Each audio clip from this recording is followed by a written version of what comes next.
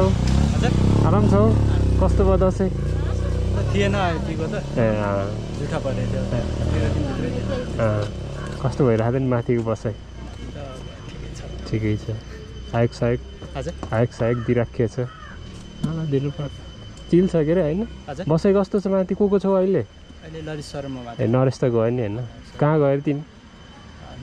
नुवाकोट भइहाल्यो हुन्छ ल राम्रोसँग जाऊ बाटो कस्तो छ बाटो त यता त ठिकै छ माथि जाने त्यस्तै हुन्छ ल